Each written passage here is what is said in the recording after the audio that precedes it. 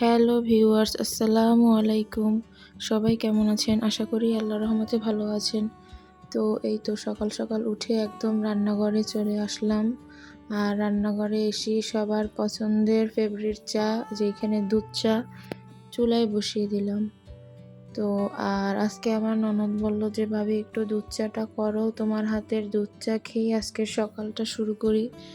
তো ভাবলাম যে পরিবারের সবারই যখন দুধ চা ফেভারিট, তো দুধ চাটা দিয়েই আজকে সকালটা শুরু করা যাক। তো এই তো এখানে আমি চাটা খুব সুন্দর করে বানিয়ে নিলাম।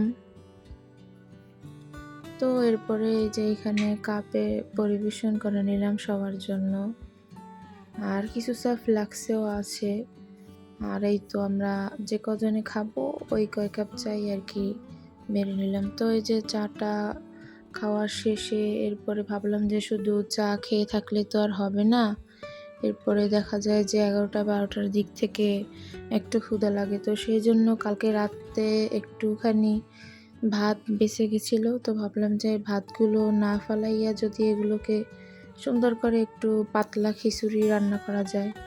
তো তারপরে সেই ভাতের মধ্যে একটু আলু, একটু ডাল আর সামান্য একটু রসুন বাটা আর তার সাথে একটু হলুদ গুঁড়া, মরিচের কাঁচামরিচ দিয়ে সেটাকে একটু সেদ্ধ করিয়ে নেব। তো সেদ্ধ করে নেওয়া শেষ। এরপর এর মধ্যে যে সেই রসুন আর পেঁয়াজ দিয়ে বাগারটা দিয়ে দেব। আর আমার কাছে বিশেষ করে এই পাতলা খিচুড়িটা খেতে খুব ভালো লাগে। তাই আমি মাঝে মধ্যেই এই পাতলা খিচুড়িটা রান্না করি। আর এই তো আমার সকালের নাস্তাটা এই তো একদম রেডি। তো এই তো সকালের নাস্তা সেরে এরপরে যে চলে আসলাম পাঙ্গাস মাছ রান্না করতে। তো আজকে দুপুরে আসলে আমার গ্যাস ছিল না, তো ভাবলাম যে আজকে শর্টকাটে রান্না করব, যে পাঙ্গাস মাছ রান্না করব আর সাথে একটু পানি ডাল রান্না করব।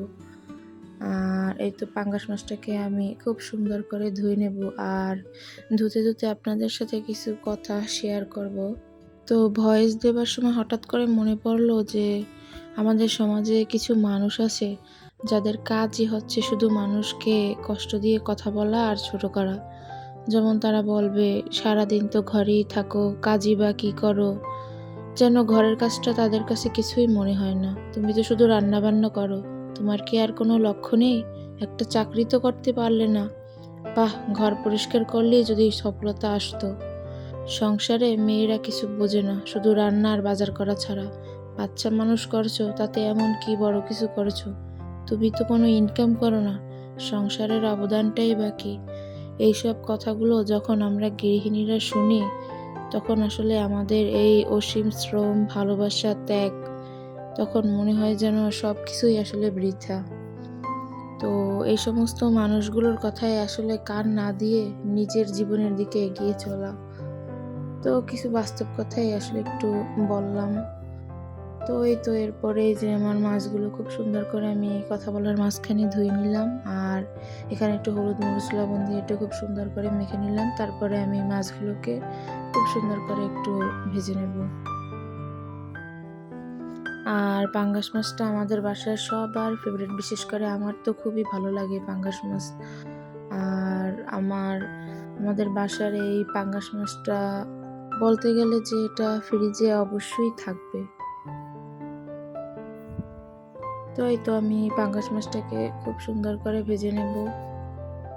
আর এর মধ্যেই আমার এই যে গ্যাসটাও চলে আসলো। ভাবছিলাম যে আজকে গ্যাসে রান্না করতে পারবো না, কিন্তু না, দেখলাম যে আমাদের রিক্সাওয়ালা আমাকে গ্যাসটা পাঠিয়ে দিল। তো সেজন্য শুকরিয়া, আমার আসলে সেরকম কোনো ঝামেলা হয়নি। তো এই তো এই যে এক সাইডে মাছ ভেজে নিচ্ছিলাম আর অপর সাইডে ওই যে ডাল দিয়ে দিচ্ছিলাম। তো আজকে শুধু এগুলোই রান্না করব, খুব বেশি একটা তরকারি রান্না করব না। আর এই যে এদিকে আমি ইন্ডাকশনে সেই পাঙ্গাস মাছের মশলাটা দিয়ে দিলাম। তো এরপরে এই যে এদিকে আমি একটু কিছু আলু কেটে নিলাম আর এই আলুগুলো আমি পাঙ্গাস মাছের মধ্যে দেব।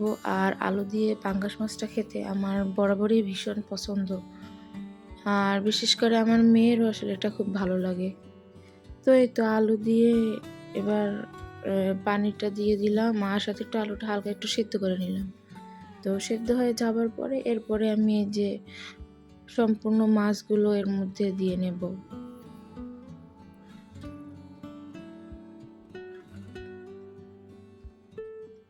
তো এর ফাঁকে আমি এই যে বেসিনটাও একটু পরিষ্কার করে নিলাম আমার রান্নাবান্নার শেষে, কারণ বেসিনটা যদি দেখি যে খুব নোংরা তখন আসলে মাথায় ঠিক থাকে না, তাই সবসময় বেসিনটা আমি পরিষ্কার করে রাখি। তো এরপরে চলে আসলাম একটু সবাই মিলে লেবুর শরবত খেতে, কারণ ইদানিং যে গরম পড়ছে তাতে একদম প্রায় অবস্থা 12টা। তাই ভাবলাম যে একটু সবাই রিফ্রেশ হই এই লেবুর শরবতটা খেয়ে। তো লেবুর শরবতটা এই যে বানানোর জন্য লেবুর রস চিপে নিলাম সুন্দর করে, এরপরে তার মধ্যে কিছুটা চিনি আর সামান্য একটু বিট লবণ দিয়ে নাড়াচাড়া করে নেব। আর গরমে 1 গ্লাস এরকম ঠান্ডা ঠান্ডা লেবুর শরবত খেলে আসলে মনটা একদম প্রশান্তিতে ভরে যায়। আর এটা খেতে অনেক ভালোই লাগে, লেবুর শরবতটা আমার ফেভারিট অনেক। তো এই তো সবাই মিলে অনেক এনজয় করে এই লেবুর শরবতটা খেলাম। আর সবাই মিলে খেলে আসলে সব কিছুরই একটা স্বাদ মনে হয় যেন বৃদ্ধি পেয়ে যায়। তো আজকের আবহাওয়াটাও একটু খারাপ ছিল। তো আজকের আমার ব্লগটা এই পর্যন্তই। সবাই ভালো থাকবেন, সুস্থ থাকবেন। আল্লাহ হাফেজ।